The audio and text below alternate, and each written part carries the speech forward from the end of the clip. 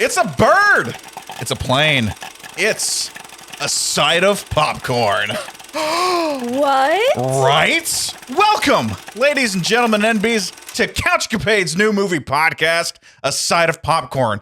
I'm Jon, and this is my co-host and my movie-going partner, Rose. Hello. Hello. You know what? Every other week, we're going to get together and talk about movies. That sounds fun, doesn't it? It really does. It's been a long time since we just sat around and talked about movies. I mean, it's been at least minutes. Minutes since we hang out. At least minutes. Talked about movies and all that stuff. So, giving everyone... Oh, go, please. We want to talk with other people about We movies. do want to talk with We other want to people. talk with you about movies. Hello, how are you?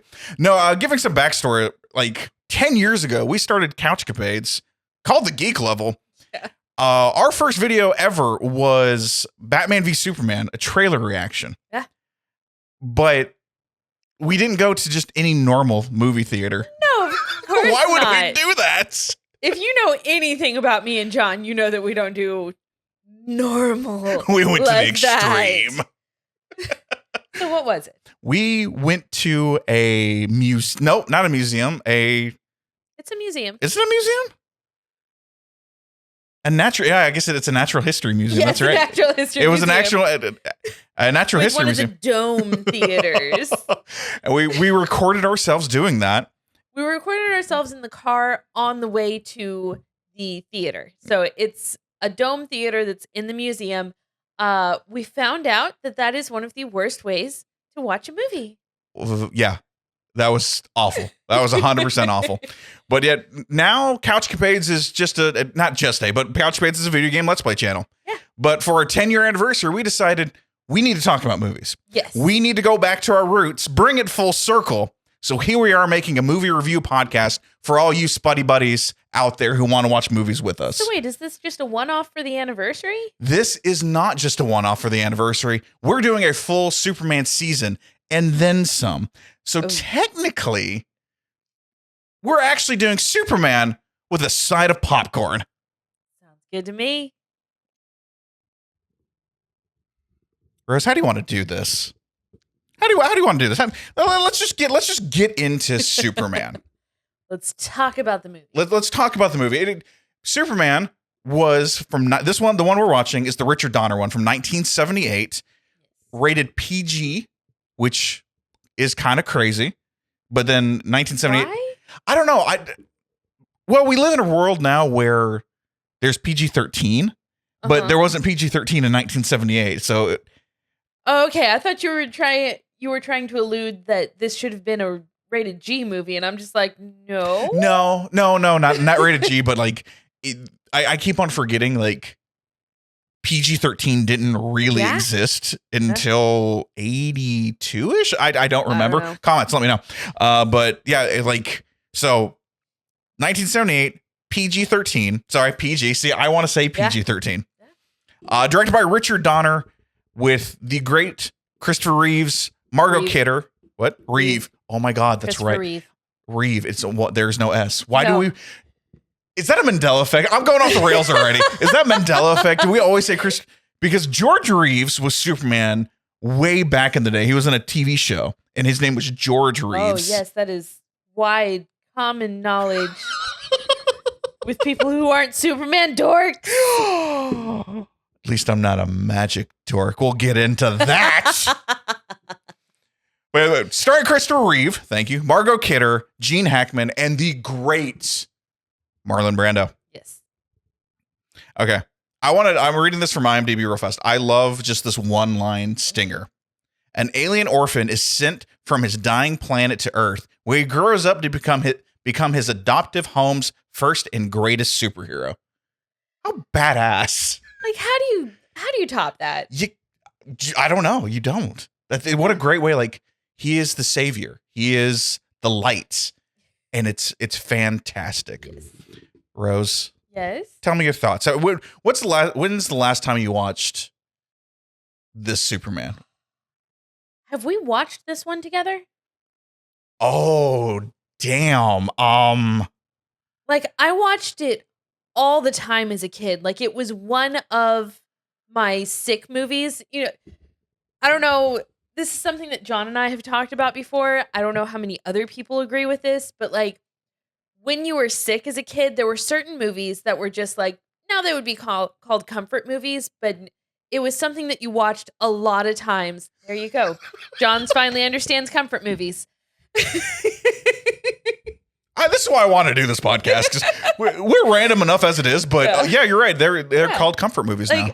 You know, they were the movie that you watched when you were homesick and there was nothing else to do, and you were just like, "Can I please just have ice cream and watch a movie?" I don't know about your house, but my house, we got ice cream when you were my mother, sick. my mom, I love my mom. She would not let me have ice cream when we were sick. And, like, I don't even think like if it was like a sore throat, would we have ice cream? My mother, the nurse, was just like, "Yeah, you can have ice cream here. Have a little treat. You're sick. You're taking all the meds. You're resting. You can have some ice cream."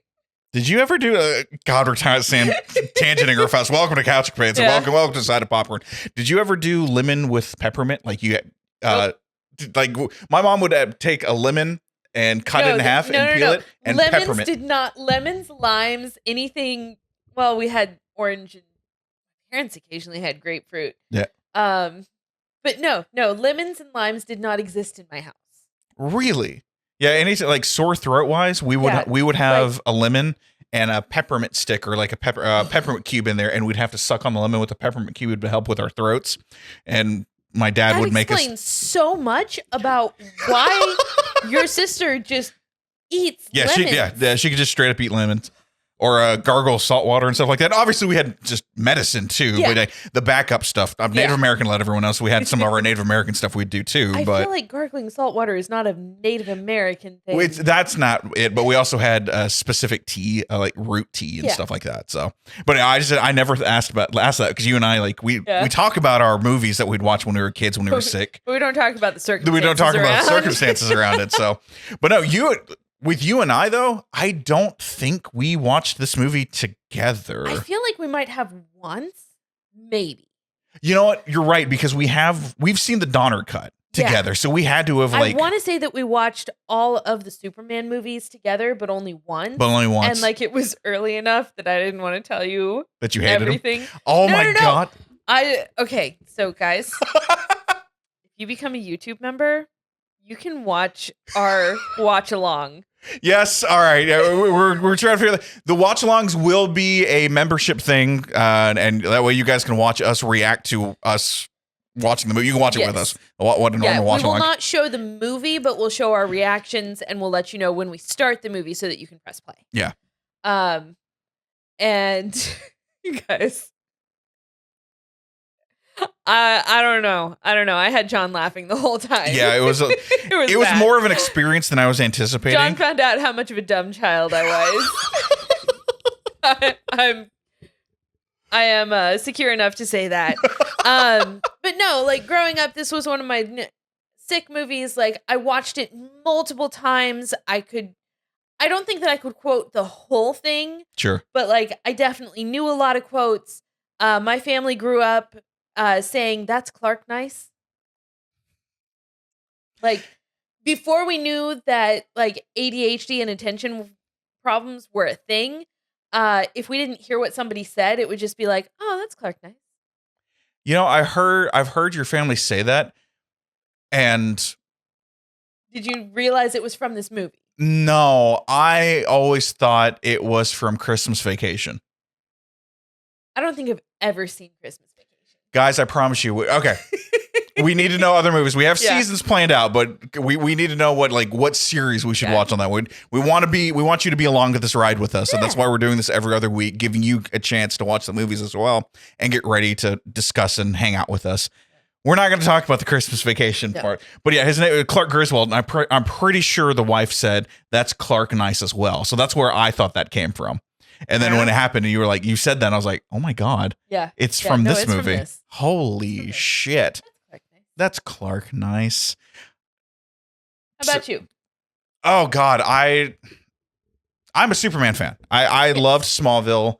I've loved Superman for the longest time. This is probably, God, my 10th or 12th time watching this movie.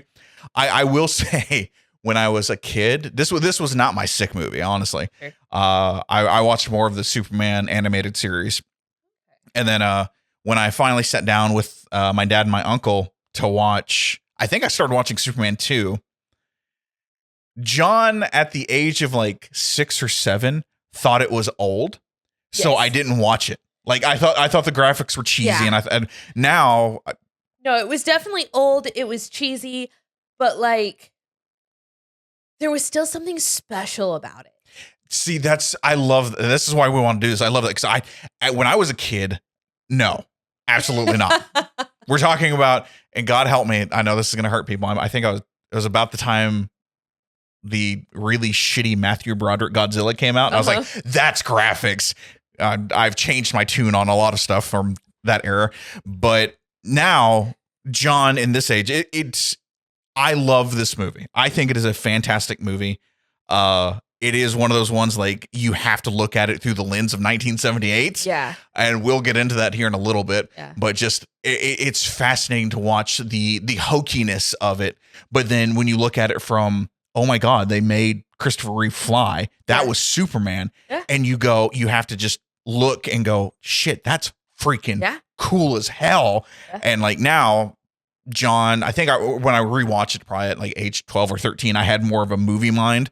And so I started really paying attention to older movies and how they were made and just that beautiful concept of making that work for the time. And it is probably one of my favorite movies. I'm not 100% sure that's going to be a fun one. Like we say on the Let's Plays and on CouchCapades, the video game side, we've never ranked our top 10 video games. We'll see if we ever do. We'll see if we do one for movies, though. Yeah. That'll be a fun one. But no, I think this movie is absolutely fantastic. It's got heart. Christopher Reeve just is Cal and Clark. Like he's Superman and he's Clark. He does such a good job at both. He does. It's absolutely fantastic. So like growing up, I remember I watched this one. I saw 2 a few times. Yeah. I never saw the Donner cut or anything past that until after you and I met. John is having some technical difficulties. Don't worry about me. If you're an audio listener, he just randomly stopped and turned his entire mic stand around. I didn't know my cable was wrapped around itself. That's fair. I was like, wait, that's not good. I think I moved it out of the way this morning, and oh shit, I just pushed it the wrong way. It happens. Okay, this is a rating podcast. We're rating movies. We're talking about movies. We're rating movies. So we are introducing for our 10-year anniversary and going forward on this podcast, we are introducing the CouchCapades ranking. Yes. It is a 20-point scale. Because we can do half points. We can do half points. 1 through 10, but we can also do half points. 0.5s. 0.5s. So let's talk about our rating scale because we put words with this. A 10 rating is a masterpiece / a shining star for society. You have to say this with a straight face, man. And number 10 is a masterpiece or a shining star for society. Number 9 is amazing, fantastic, or brilliant. An 8, great, or a bona fide good time. Because he's bona fide. Bona fide. He is bona fide. I love how you instantly slipped into a southern drawl. Bona fide. 7 is good. Like, it's a very solid movie. 7 does not mean that we dislike the movie. No. It means that it's good, it's average, like, it's solid. Number 6 is okay or fine. Still, you're like, it's fine. We can all think of one of those movies like, okay, it's good. It's good. 5 is where you start getting to meh. You're very indifferent about it. It's just like, it could exist, it could not. Like, it's fine. Number 4 is bad. Number 3 is awful. A 2 is toxic or dreadful. And that a 1 is actively harmful to society. We want to be very, very hard on how we describe our numbers. So if you get a 1, you are actively harmful to society. I'm looking. Oh, I had the joke and I lost it. There's a movie I saw that is actively harmful to society. It was like 15 years ago. I feel like it's not even Madam Web. Like Madam Web is just awful. Yeah, Madam Web is a 3 to me. I'll be honest. Like it's a crap movie, but it's a 3, and you're like, it's pretty bad. It's awful. Yeah. I'm trying to. What would be a 1? We'll have to really figure out like what is a season of 1s would be amazing. Oh. I don't know if we could survive that. I don't either. That would be that one movie, the killer space stuff from outer space who want to eat your women and impregnate them. What's the actual name of that movie? Rose, I want you to know that is the movie I've been trying to figure out for the last 2 minutes. I can't say what the... Can we say what the... How you always describe the killer space stuff from outer space? From outer space? I don't know. I'm not 100% sure. It's one of those things like, God, what was that movie called? Like, oh, she's writing it all down. Who want to impregnate your women? What did you always say? Impregnate your women, yeah. Who want to eat and impregnate your women or something like that. The Invader? No, it was 2007 or 12 or something like that. Yeah, I'll have to look this up. That's the one that I actively disliked more than anything. Yeah. And I've seen a lot of movies, but that one, for the life of me, I cannot freaking remember. But yes, that was the movie I was trying to figure out. What is this movie called? It's Jon from the future, past. I don't know. We're going to be watching X-Men sooner or later. That movie I was actually trying to remember is called Skyline from 2010. And yes, it is actively harmful to society. One of the worst movies I've ever seen. I have no idea why I went to the theater and watched it. Who knows? Back to the podcast. You said it's like a 2012? 2012. Yeah, I think it was probably about 2012. A 2012 movie that was just... It's not Prometheus. It's not Prometheus. Space Sheriff Gavin, the movie. Starship Troopers invasion? No. I don't know. We'll find it eventually. I'll figure it out. I think it was 2012, but it might not have been 2012. Terrible. Sorry, you keep talking. Okay. I will keep talking as Rose looks that up. So, we have our rating system. I'm trying to figure out what is the rating for Superman, the movie, 1978. It is not After Earth. I look up terrible space movies from the 2010s, and After Earth is the first one that comes up. I can tell you it was not After Earth. Okay. Superman. Looking into this, trying to think of what I would give this. And I think I'm sitting at probably an 8.5. It's a great movie. It's a bona fide good time. You're smiling through this whole thing. You really are, between just Christopher Reeve being Superman and being Clark. Yeah. The set pieces of Metropolis, Gene Hackman, the great late rest in peace Gene Hackman, being Lex Luthor. So many Like, actors. yeah. The late great rest in peace. Marlon Brando, like just everything about this movie was a good time. Were there pacing issues? You are goddamn right. There were pacing issues. Yes. Oh my God. All over the place. Oh my God. The pacing issues. Story was all over the place. Yeah. It got a weird, not weird, but just, untenable? Untenable. That's a great word. Like, I don't know. Like, very solid movie. Like the shots were good. The way that Christopher Reeve holds himself and changes his entire body stance between Clark and Kal-El, like, it's fantastic. Or Clark and Superman, because at the time it wasn't described as Clark and Kal-El. Yeah, that's true. It was Clark and Superman. Yeah, that's a good point. Yeah, like, honestly, I'm right there with you. I think it's an 8. Yeah. It's a great, bona fide good time. Bona fide good time. Bona fide good time. So what does hold it back for us then? The pacing. The pacing, yeah. The pacing is the biggest thing. Okay. Yeah, I would have to say, yeah, it's the pacing that holds it back. And just, I agree with you that the story aspects of it where certain things, we're just trying not to spoil too much. It's 1978. You've probably already seen Superman, but we'll get into spoilers here in just a second. Yeah. But we'll let you know before we start spoilers. Yeah, but more just like how some of the story beats didn't quite make sense. And there was this weird, it didn't quite understand the show don't tell, but aspect of movies. But then when you do need to tell, you should tell. Yeah. And then it just showed more. Yeah. And you're like, wait, I missed something from the kryptonite. How did that happen? Or time passage, like all that stuff. And like, yeah. Wait, what's going on there? And just how it was kind of explained. It was just accept it and you're good to go.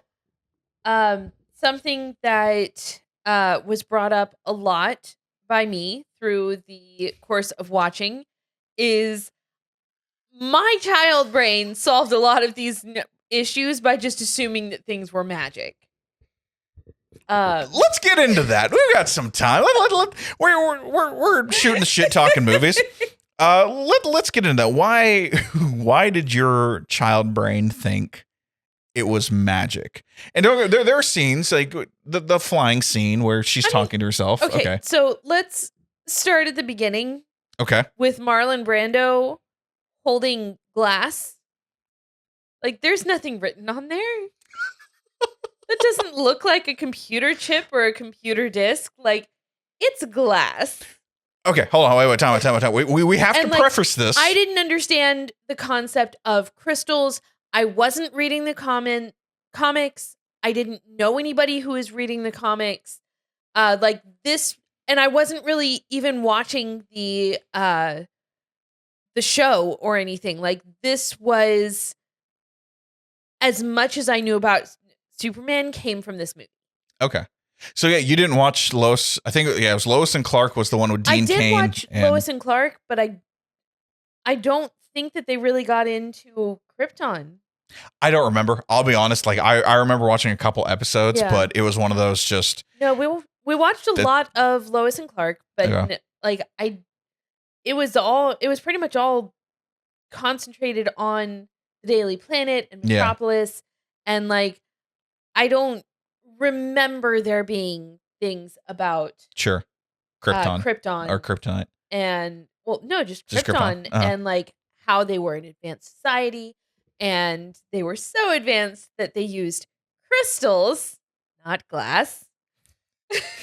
Okay, so I want to preface this with you too, and for everyone, you're a Trekkie, yes, and a Starry. Does Star Wars have a name? They're just Star Wars fans? I think so. I saw this before I saw Star Wars. Fair. But you saw Star Trek before this. Yes. So you had this concept of... I had a concept of sci-fi. Sci-fi and like and what alien tech should look like. She's putting it in quotes, listeners. Yes, air quotes. Air quotes, listeners. So don't get mad. Yeah. So yeah, it's fascinating because you're right. I read comic books and I did that side. So a lot of it was for me just, but it is cool. But it very much brings into play the whole, if you don't understand something, then it must not be science. It has to be magic. No. I love this. I truly love this because I don't understand. My brain doesn't. How do you get there? I guess is what I'm trying to like. How do you get if it doesn't? The crystals were magic because they didn't look like anything. Okay, all right. So it's just so your mind. And then suddenly, the baby was in a pod of glass and crystals. I love this. And like, there was narration, but like I didn't. It was weird narration. I'm not even going to give you any shit on that one. That was because it was Jor-El talking to his son, and then again 18 years later. That was very weird, but it was also one of those. Up until it hits Metropolis, my child brain was just like, "This is boring." Also fair. That I'm again. Also so, like, very fair. I also was not paying a ton of attention as a child. All right. So yeah, child brain just went to boring, which is fair. Yeah. And I'm not saying don't understand, Yeah, but no, I didn't understand it. So magic. Yeah.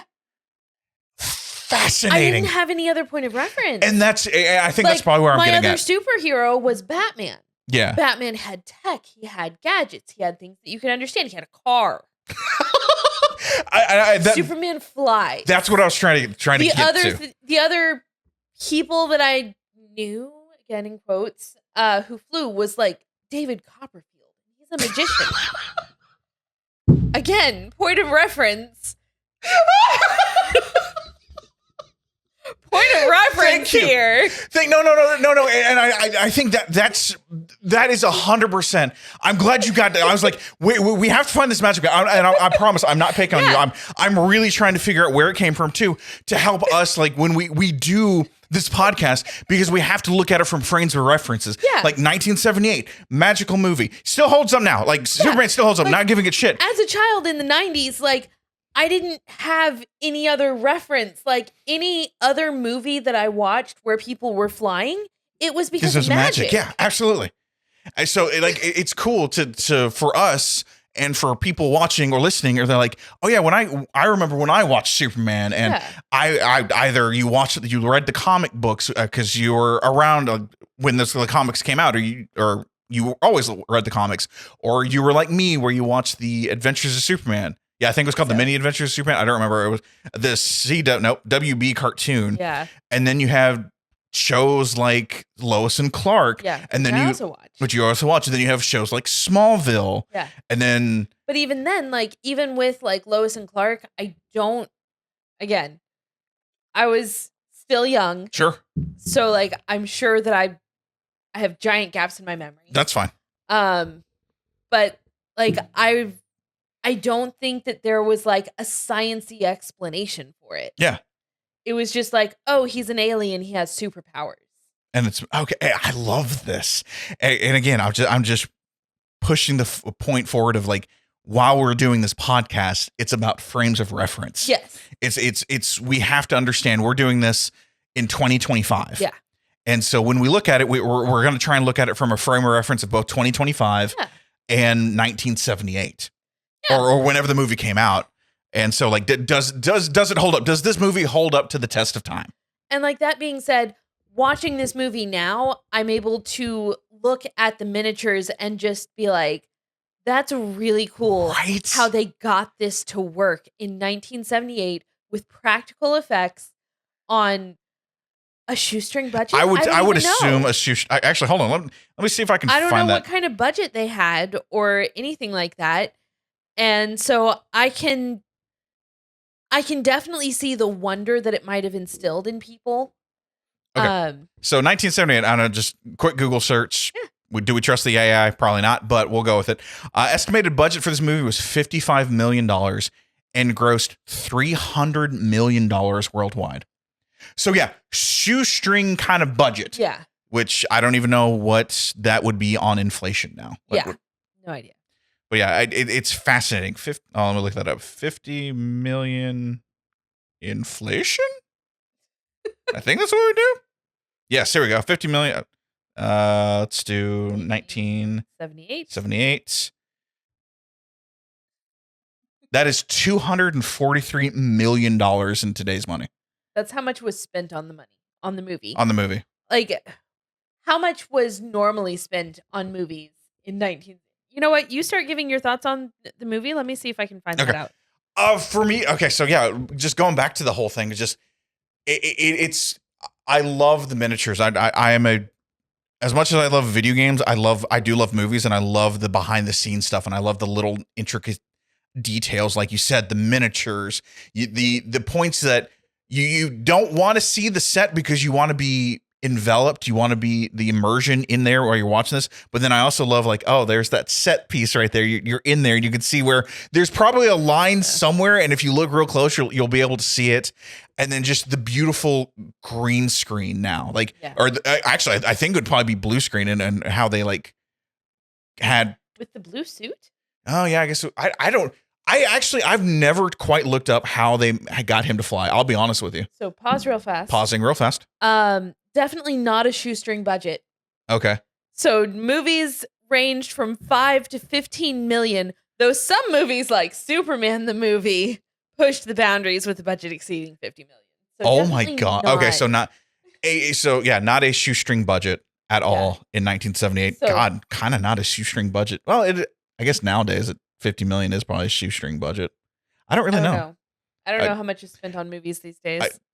Yeah, I was gonna say AAA movies, but big budget movies are in your 150s, 200 million plus, and then whatever Tom Cruise wants to do, flying off of a plane or something like that.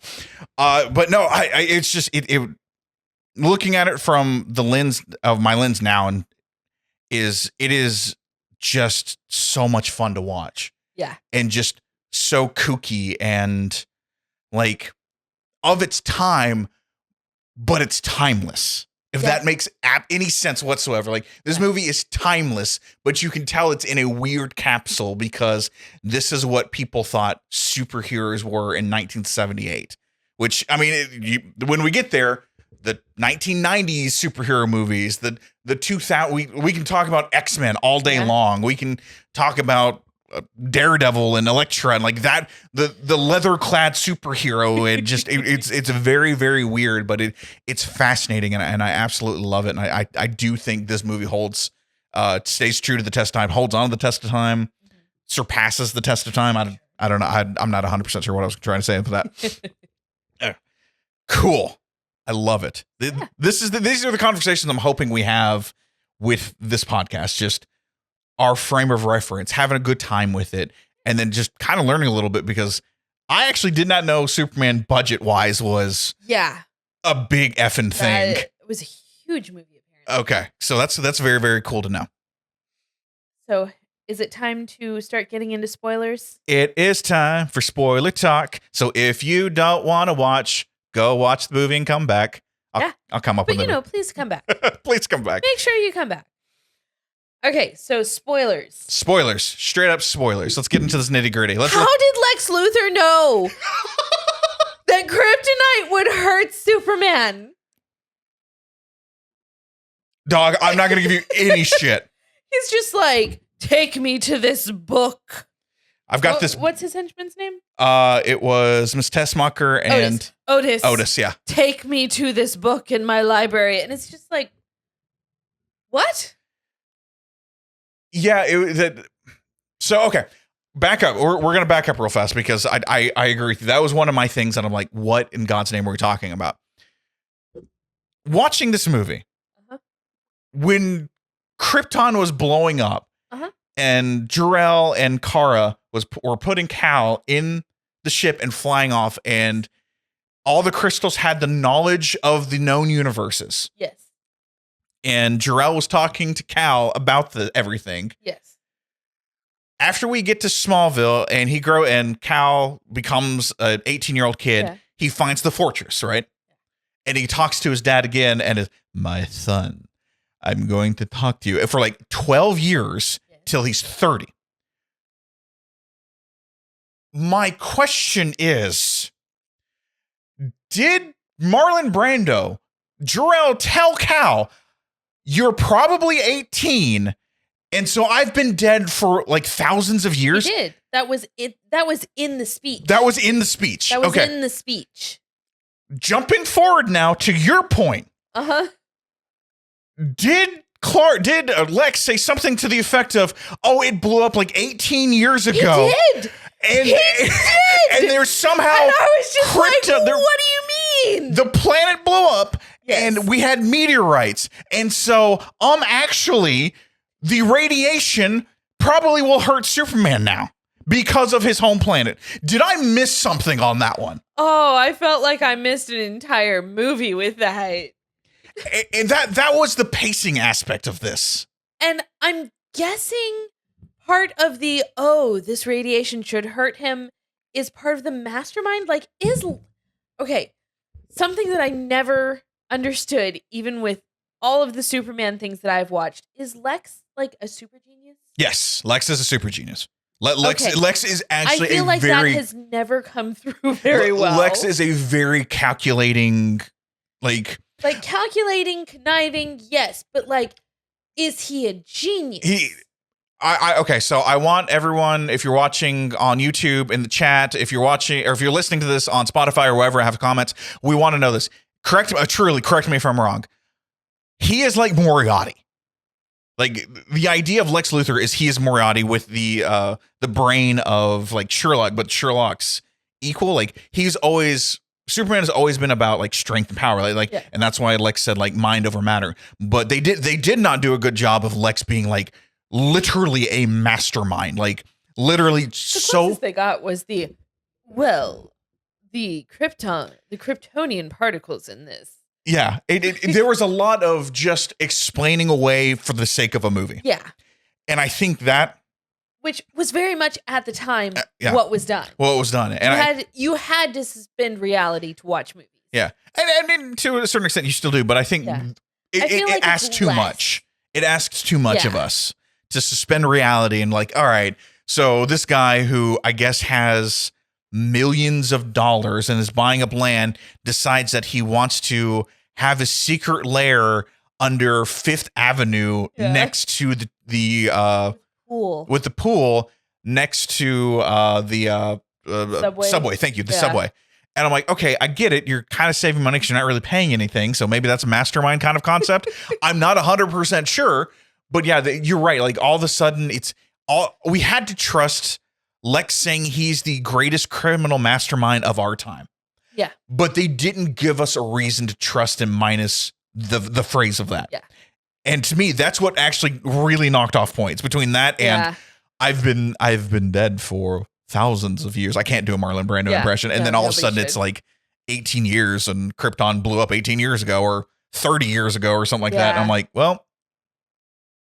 And like, I think Clark even says at one point that he came from a planet that blew up hundreds of years before when he was talking with Lois. Yeah, in the interview scene. Yeah, just like, oh, my planet blew up a few hundred years ago. Yeah. And it's just like, but it took you like 5 years to get here. Yeah, you were a baby, straight up a baby, an infant. No, a baby. And then he showed up to Jonathan and Martha at five or seven, six, something like that. I don't know. Guys, let us know. But yeah, that part, that falls in the pacing of the story and everything of just drove me insane. Yeah. It drove me insane. There's something I want to say. We're going to get to it though, because we have something special. We want to make sure like with this podcast, we're going to do this every single episode of this podcast. But yeah, like that part I could not stand. Yeah. Like there's a point where you have to trust your audience to go along the ride with you. Yeah. But you have to back up that trust to me. Yeah. And that didn't happen between Marlon Brando and Gene Hackman and the Lex character, just because it was like, all right, what? Yeah. It just, and like Lex never really does anything. No, it's always Otis and Miss Tessmacher. Yeah. Like the only thing Lex does is drive a car. Like I really think that growing up, my favorite character was actually Miss Tessmacher. Like I liked Lois pretty well, but like Miss Tessmacher, she was amazing. Okay. She could do all these things. She could do all this. Miss Tessmacher actually and she could stand up to the boys. Right. What did you think of the relationship between Clark and Lois and Superman and Lois? Okay, so the relationship between Superman and Lois was so much more sexually charged than I ever caught on to as a child. It's like they just looked at each other and it was just like, it was you insane. Can have my babies. It was nuts. I am 100% with you. I didn't know. Like I'm pretty sure they were just doing it. They weren't, but I'm pretty sure they were because it was that like sexually charged instantly. And I'm like, oh, I don't remember this. And then you see her with Clark and it's just like.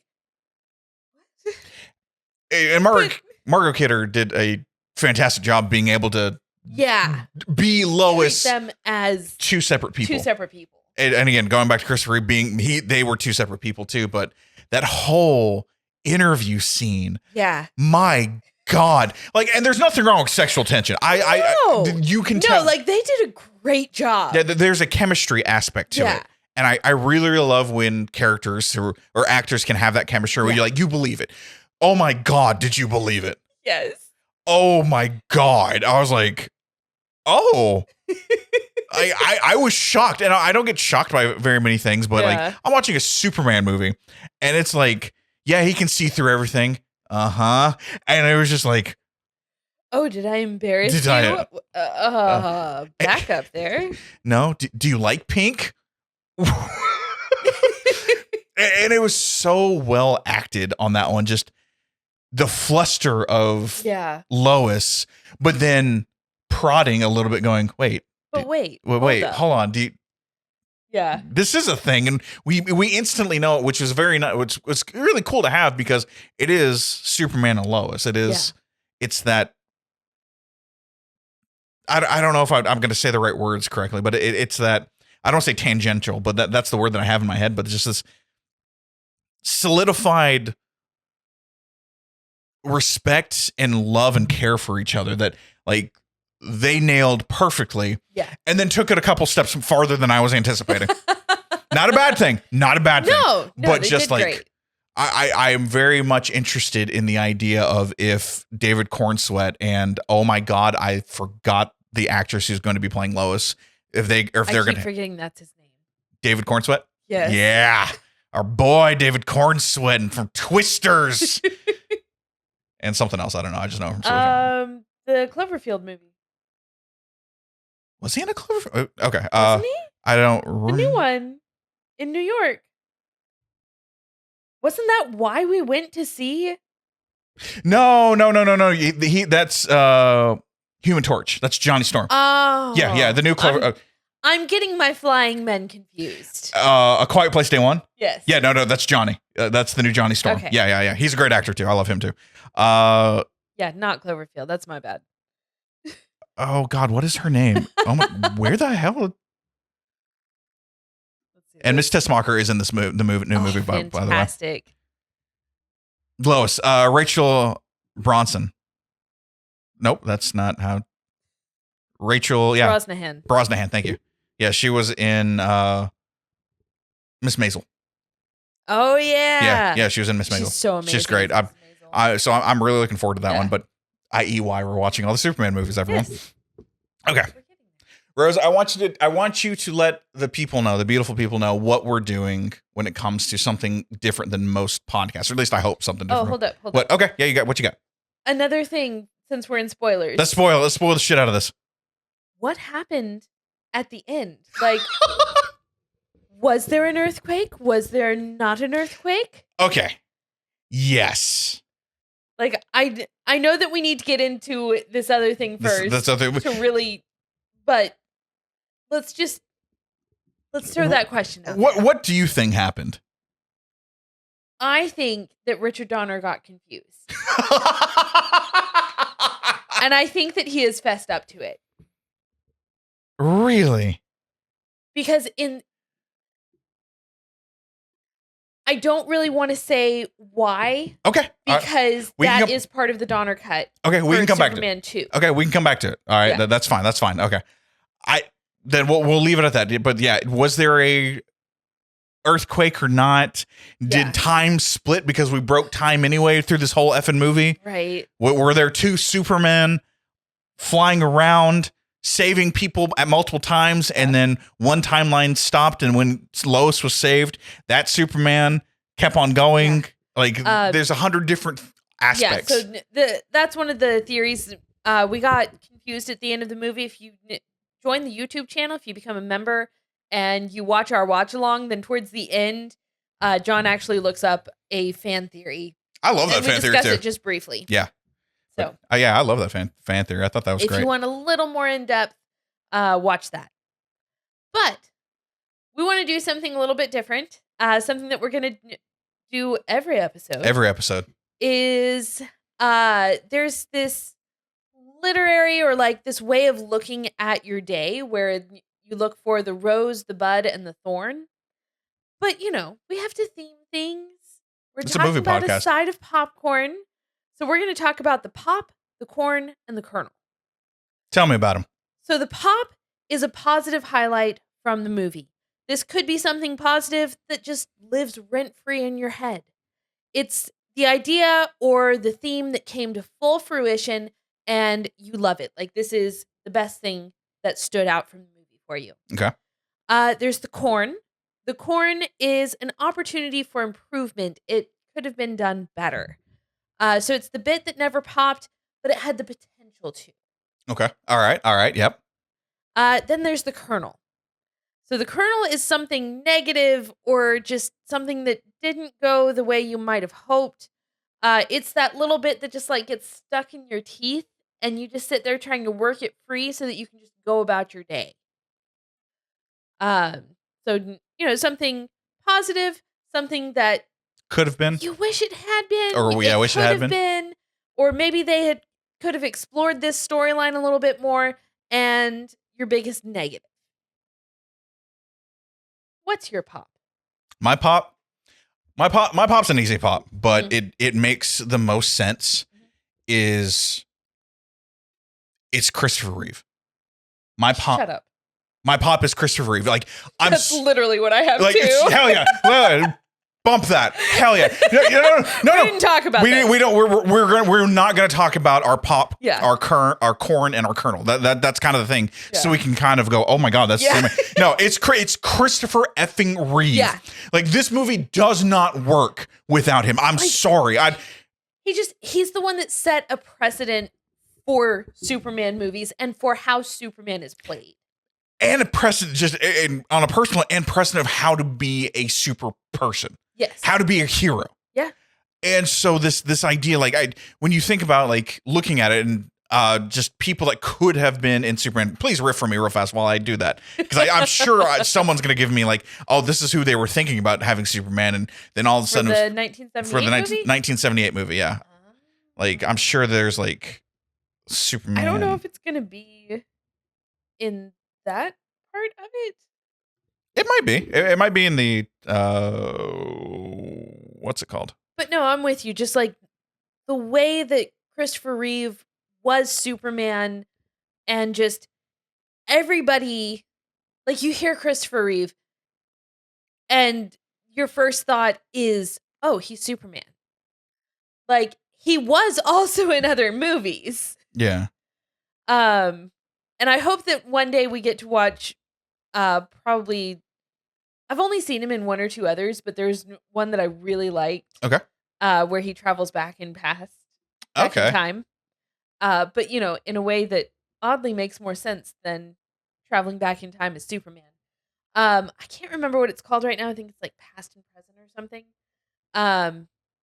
But very cute movie.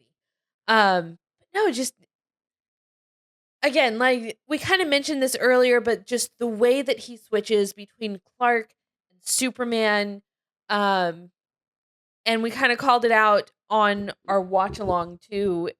Just the whole, he was just like all hunched over and down slouchy. in himself, yeah, and slouchy, and just like kind of letting his face kind of and his voice, and yeah, he changed his voice. He changed everything. The mannerisms. Like, he really was a mild-mannered dude. Like, I do understand all the people who are just like, Lois is this great reporter, and like, how could she ever miss that Clark is the same as Superman? I think that Christopher Reeve really sold it that they were two different people. Yeah. Okay. I grabbed an article real fast. Like, names that were being thrown around. Apparently, this is just take this. Everything what I'm about to say is a grain of salt. Sure. Robert Redford. Really? Among the high-profile actors was Robert Redford, who was offered big bucks. Redford quickly declined outright, feeling that superheroes would not suit him. Yeah. Others on the list included Burt Reynolds and Paul Newman. And this is again, grain of salt. This is a Collider article. Schwarzenegger apparently was in it for a little bit. And then weird. It sounds like Marlon Brando said people are not going to understand Schwarzenegger's accent. So thank you, Marlon Brando. And then Warren Beatty, Christopher Walken, Nick Nolte, Chris Christopherson, James Caan all confessed couldn't wear the suit, so all didn't land the job. Huh. So you have this very prolific actors. Yes. Like just holy Like, shit. Known to this day, most of them. There's a few that I'm just like, Stallone auditioned, wow. but yeah. I'm so happy he's just Rocky. Yeah. But yeah, it was at the time unknown Christopher Reeve was chosen to play Superman. And he just bulked up and did it. Off. And it paid the freak off. It paid off. Hell yeah. That's awesome. That is my pop. Yeah. So I defer to you on the corn. For me, the corn was Jonathan's relationship with Clark. Shut up. Is that what you put That's too? yeah, that's literally like the idea of like because like of all the pacing issues and the stories that I wanted them to explore, it was Jonathan and Clark. I literally said Like that was the one where I was just like, this is the one that I wanted a little bit more other than just, oh, hey, you're my dad. And look, we have a relationship. And oh, dead. you're dead. Oh, you're dead. Yeah. Like, I understand that would have caused even more pacing issues for the rest of the movie. Mhm. But like those issues are already there. Let's just have like a little bit more time with Jonathan. Like maybe there is more of a montage with Jonathan, Martha, and Clark. Yeah. Like I don't know exactly what that would have looked like. I literally said, I'm sure I'm picking at a movie that was made in 1978, but the opportunity to not speed the story along, even and I would even say the first night of Superman was blistering. Like when he be like, oh yeah, I'm going to show up as Superman, and I'm going to do everything in one night. I save Lois. One of the greatest lines in movies. So amazing. Don't worry, I've got you. You've got me. Who's got you? One of the greatest lines in movie cinema history. Yeah. And then all of a sudden he saves Air Force One as well. He saves everybody. He saves everyone in one night. I'm like, we could have at least done something where this has been a couple nights or whatnot. Yeah. But it was all just one night. And it goes back to that show don't tell concept. Yeah. This is one of those times where you kind of have to add in a tell of, hey, this is night 2, or even in the idea of when they went to the Daily Planet and all the different different they could have had like Metropolis things, different like days of headlines or just something. Yeah, hero saving for the last week or something like that. They could have had a headline that just literally said, he's been here for a week now, and he's helping out, all this good, and he's done all this good. But it all felt like it was just one night, and I'm pretty sure it was. Yeah. And between that and John, oh my God, I love the relationship between Jonathan and Clark. And this might be a Smallville thing. It is. Removing the actor John Snyder from what I'm about to say. They let the obviously you had 4 seasons. It was spoilers for Smallville right now. It was the 100th episode. They killed off Jonathan. Yeah. What a great way to do it. So much further in. 100th episode is usually season 5. Season 5. Yeah, it was. Oh my God, it was so well done too because a life got traded. I only vaguely remember, but I was in tears. I was crying. But it goes back to that idea of like I wanted more with Jonathan. I wanted like you have this person, you have this alien, you have this being who doesn't understand that he is an alien because they haven't told him he's an alien. Really, he's got these gifts. Yeah, but he doesn't know he has another dad. Yeah. He has Earth Dad. He has Bonus Dad. And like there was no actual like that weird, well, son, you got these gifts and I think you're on this earth for a reason. And I think in 1978 that was fine.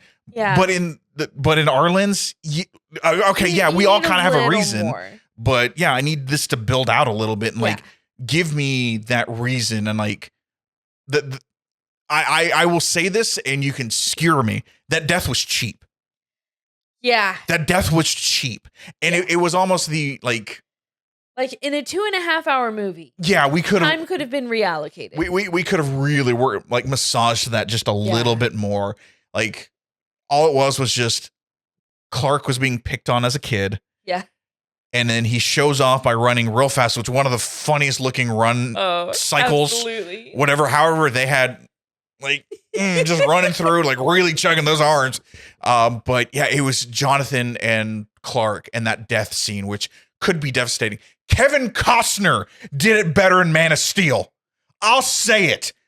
Yeah. I will say, and No, they brought I agree with you. brought Jonathan back better, and really showed the humanity of Clark through Jonathan in Man of Steel. I'll say it. There. Yeah. I said it. Okay, so sounds like the corn for us was the truncated, the shortened story, especially with Jonathan. Yes. So what was the kernel for you? The one little bit that I just, again, I might be cheating a little bit, but it's stuck in my teeth, is I cannot stand the amount of explaining away movie magic in this movie. Yeah.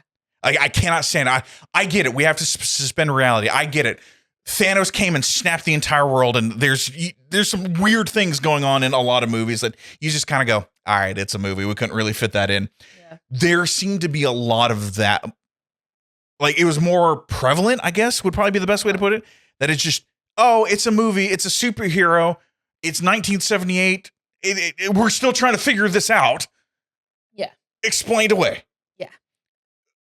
The kryptonite is explained away. Yeah. Clark just going away for 12 years and becoming Superman almost explained away. Yeah. And just, it was, again, at a 2.5 hour movie, they could have really tightened up the story a little bit. And again, 78, so I'm talking from my lens now. Yes. Of different movies and like better movies, and shorter movies. How we actually tell stories in movies. And that's a good point. That is a very, very good point. And so, like, I'm trying not to be like, I give this an 8.5. I love this movie. Yeah. But I'm not trying to be a negative Nancy on this, but it is just one of those things like, what? Yeah. Not to yuck anyone's yums, but it's just, what? That's all we're doing is like, I'm the greatest criminal mastermind. Okay, you drove a truck, dog. That's all you did. I can drive a truck. You drove a truck, you read a book, and you ordered people around. I mean, like, growing up, I thought that Lex Luthor was an idiot. That's great. Like, I love that. I thought he was an idiot. Again, I love that because they didn't give you a reason to know that he was. And I just kind of assumed that he was rich, and that's how he got people to do what he wanted. Yeah. Yeah. Like, rich idiot. Like, that was the villain story that was in my head for him. Fair. Oh my God, that is so like, freaking fair. Again, this was my reference for Superman for a long time. And like, he had wigs all through the thing, and when he gets finally at the end, he takes it off, and it's just like Lex Luthor, greatest criminal mastermind. Is that a thing? Because I haven't heard anybody talk about you. Like, the police were looking for him. Yeah. Which it wasn't obvious that those were the police. Yeah, you had to know that, like, they were like, what, this is Metropolis 2-1 something, or like, and we see, oh, that's the guy we're looking for. Yeah. And that's about it. It was very like Dick Tracy. Which was starred Warren Beatty, which is really funny, but oh God, I remember really loving that movie when I was a kid. Yeah, no, I'm excited. I can't wait to watch that one day. For me, the kernel was reversing time at the end. I felt like it really didn't fit this movie. I think that there could have been a better solution. And again, I can't get too far into this. Fair. That's fair. Because of the other movies that we're going to watch this season. Fair.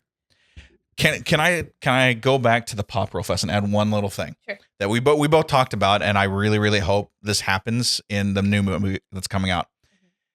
Is when Superman flew away and he'd go, bye. Oh God. I don't know why there's something that warned him. It was so sweet and innocent. It's just like, this is Superman. Like, he's a Boy Scout. He's the Boy Scout. All right, he's bye. Not gonna lie. And then just fly away. Okay, all right, see you later. All right, see you later. Have a great day. You good? All right. Need change for the bus? Cute. All right, bye. And there was something just endearing about that. That I'm like, okay, this Superman stands for good. Yeah. And just innocence in a weird way. It's just like, oh, I want to help everyone. Oh, I got the little kitty. Yeah. And I love that. I love there was nothing too big or small for him. And I that's the montage part I did like, just again the whole time. The one night, not now. But would have loved for that to have been multiple. Bye. Yeah. All right. Bye. Freaking great. So overall, I know that we just spent a lot of time ragging on this movie. Please remember, we both really liked it. I love this movie. I did. Like, this is a great movie. John rated it 8.5. I'm giving it an 8. Like, it's a very solid movie. We just can also talk about, there are still glaring issues. There's issues. There is glaring issues in every movie. Your favorite movie has glaring issues. My favorite movie has glaring issues. Yeah. And we'll always look past them and for the enjoyment of the movie. But in conversation, we should talk about it because it's fun to talk about it. We're not trying to rag on it too much. Like, we can rag, we're having a good time, but all in fun jest, I guess. Yeah. Again, trying not to yuck anyone's yums. We completely understand. Okay. So to set the scene, let's set the scene for the rest of this season. Okay. What else are we watching this season? Well, we're starting with Superman. So I guess it's a season of Superman. It's a season of Superman. So I guess we have to do Superman 2. Superman 2, the Donner Cut. Yes. Superman 3. Yes. Superman 4, the Quest for Peace. Sure. And then Superman Returns. Okay. And then, if we've done our math correctly, we'll actually do Superman, James Gunn's Superman. Ooh. This is like, we wanted to really set the stage and kind of throw back to when we started this channel with Superman. And superheroes were a big thing and still are a big thing for us. Yeah. So yeah, if we've done the math correctly and we think we have, every other week you're going to get a side of popcorn leading up to James Gunn's Superman. Yeah.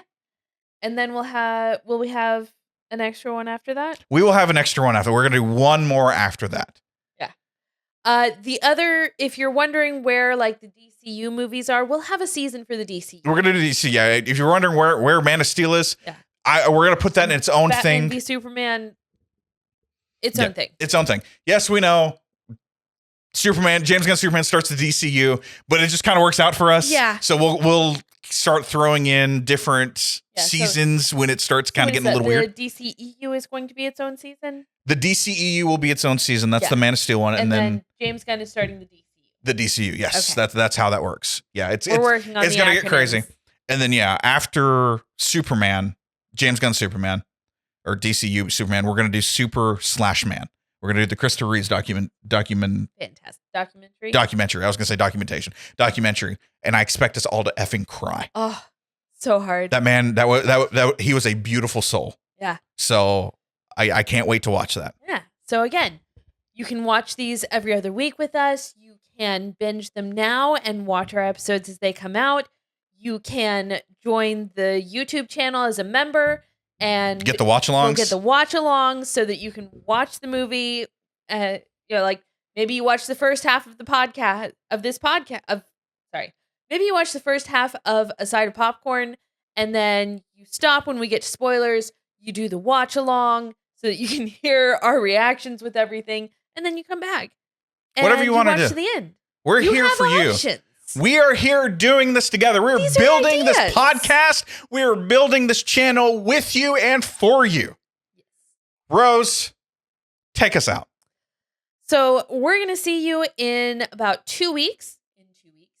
For Superman 2, not the Donner Cut. That will be its own episode.